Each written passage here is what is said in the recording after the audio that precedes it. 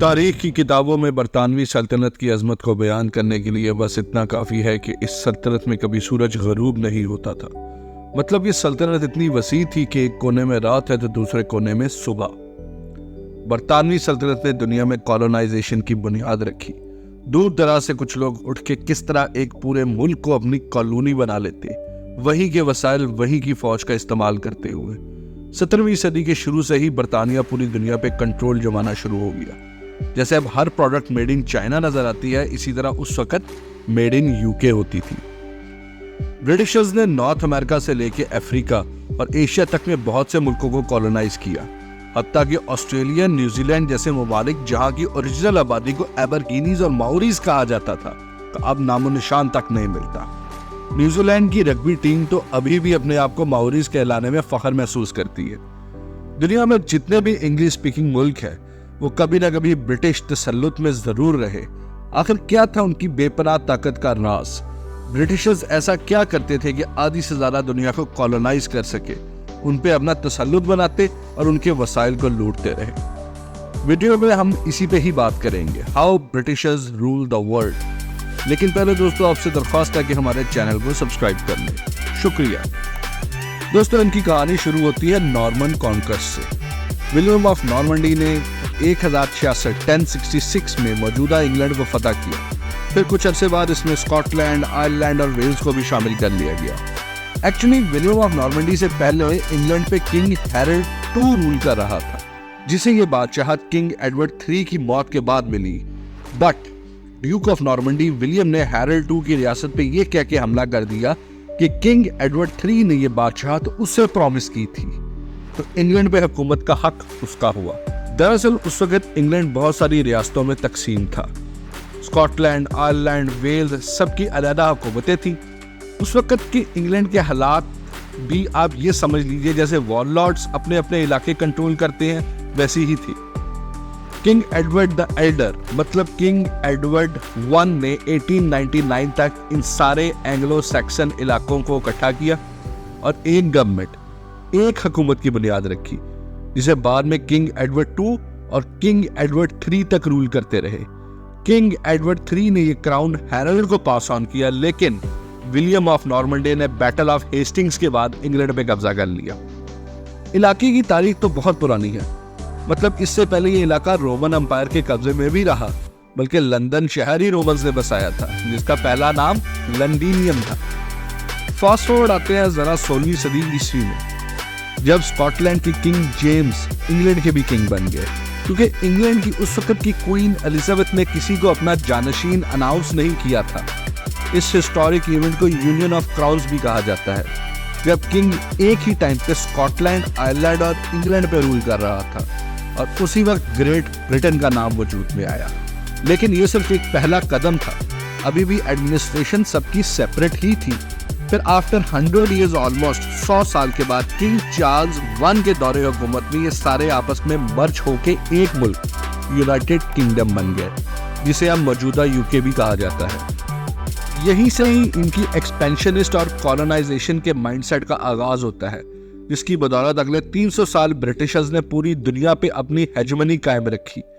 Britishers ने Africa के कुछ इलाके सल्तनत उस्मानिया से छीने, बड़े सगीर मुगलों से छीना।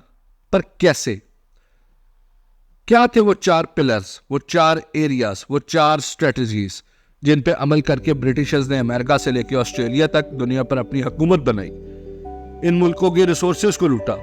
अगर हम सिर्फ बड़े सगीर की ही बात करें तो एक इंडियन इकोनॉमिस्ट उत्साह पटनायक जी के मुताबिक ब्रिटिशर्स ने तकरीबन $45 ट्रिलियन की वेल्थ को बड़े सगीर से लूटा।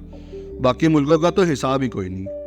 फिर बात करते हैं उनके 4 की एरियाज की, जिनमें सबसे पहले थी फॉरेन पॉलिसी। 16वीं 17वीं सदी में ब्रिटिश पूरी दुनिया में तिजारती गर्ज से नए नए रास्ते खोज रहे थे, जिसमें अमेरिका की दरियाफ्त, बड़े सगीर तक रसाई, ऑस्ट्रेलिया, न्यूजीलैंड तक पहुंच शामिल थी। ब्रिटिश फॉरेन पॉलिसी के 2 जुज़ थे, कैरेट एंड स्टिक।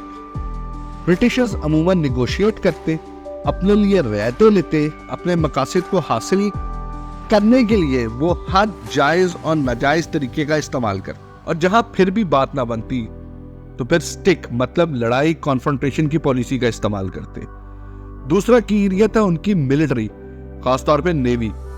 ब्रिटिशर्स ने अपने नेवल पावर पे खास फोकस किया, नेवी को मुख्तलिफ टेक्नोलॉजिकल एडवांसमेंट से नाकाबिले तस्कीर बनाया।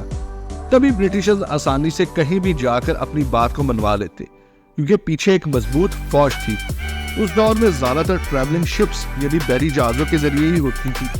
अपने मुल्क से दूर जाके जंग लड़ना ब्रिटिशर्स के लिए ज्यादा मुश्किल नहीं होता था।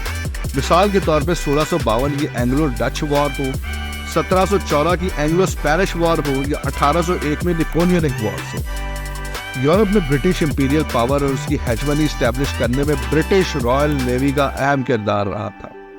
ब्रिटिशर्स ने अपनी स्ट्रॉन्ग नेवी की बदौलत पूरी दुनिया की अहम स्ट्रेटेजिक लोकेशंस पे बेसिस कायम की थी, जो ब्रिटिश बहरी जहाज उनकी ट्रेड शिप्स को सिक्योरिटी प्रोवाइड करती थी।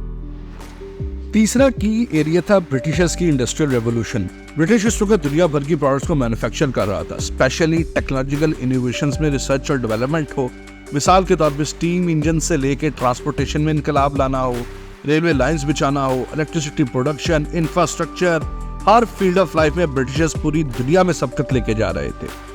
अब ब्रिटिशर्स अपने मुल्क में ये चीजें बनाते और फिर दूसरे मुल्कों को एक्सपोर्ट करते, क्योंकि ये न्यू और उस वक्त की जदीद टेक्नोलॉजीज बाकी दुनिया में कहीं पाई नहीं जाती थी, इसलिए ब्रिटिशर्स को पूरी दुनिया में वेलकम किया जाता था। ब्रिटिशर्स अपनी स्मॉल कॉटेज स्केल मैन्युफैक्चरिंग को लार्ज स्केल इंडस्ट्रीज में कन्वर्ट करते, जिसकी वजह से बल्क मैन्युफैक्चरिंग होती और प्रोडक्ट की कॉस्ट मजीद कम होती और फिर उसे एक्सपोर्ट करते।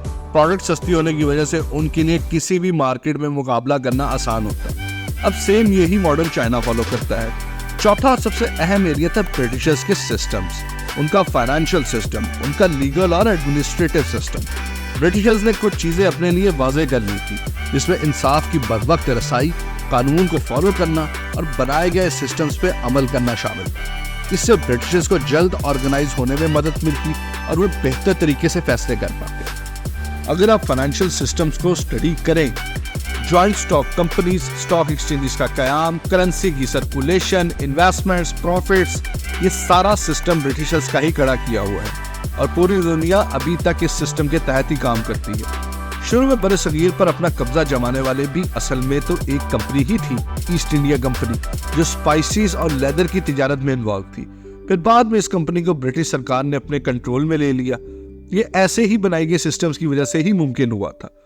दोस्तों, ये वो 4 कोर एरियाज थे जिनकी बदौलत ब्रिटिश सरकार अमेरिका से लेकर ऑस्ट्रेलिया तक दुनिया को अपने ताबे करने में कामयाब हुई थी।